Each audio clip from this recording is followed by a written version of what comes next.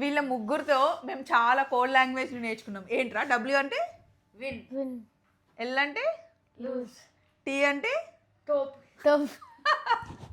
వీళ్ళకి నచ్చిన ఫుడ్ ఏమని ఉంటే డబ్ల్యూ అమ్మా నువ్వు డబ్ల్యూ అంట, నచ్చకపోతే ఎల్లమ్మా ఎల్ అంట. లేదు మనకన్నా మంచిగా చేసే వాళ్ళు ఉంటే టీ అమ్మా టీ. అసలు ఎన్ని లాంగ్వేజెస్ నేర్చుకున్నారో మంచిగా ఎంజాయ్ చేసామండి. నిన్నటి నుండి అయితే జాలాదిల్లుని ఫుల్ మిస్ అవుతున్నామండి. నాకు చాలా ఇష్టం.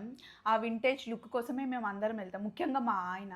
అండ్ ఊర్లలో కూడా ఇప్పుడు చాలామంది అప్పుడు కట్టించిన అంత ఓల్డ్ ఫ్యాషన్, ఇప్పుడు ఇలా బాగుండదు, ఇదే కంఫర్ట్ అని చెప్పేసి పురాణ కట్టడాలన్నీ మన ముత్తాతలు కట్టించిన ఇల్లులంతా మార్చేస్తున్నారు.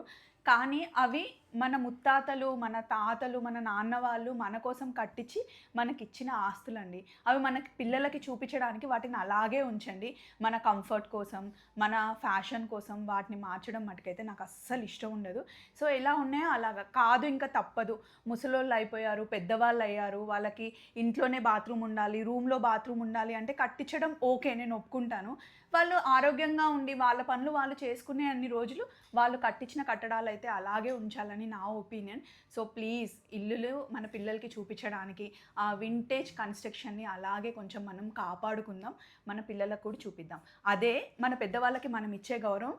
మనం గౌరవం ఇస్తేనే మన పిల్లలు మనని గౌరవిస్తారని నేను. ఎందుకంటే ఈ ఇల్లును కూడా నేను మా ఆయన చాలా కష్టపడి ఇష్టపడి కట్టించుకున్నాం. రేపు పొద్దున వీళ్ళు పెళ్ళయిన తర్వాత అది మార్చేస్తా అంటే ఎంత బాధగా ఉంటుంది. అమ్మో వద్దు, మనం కాపాడుకుందాం, వాళ్ళు కూడా కాపాడతారు. చలో మరి, బాయ్ బాయ్.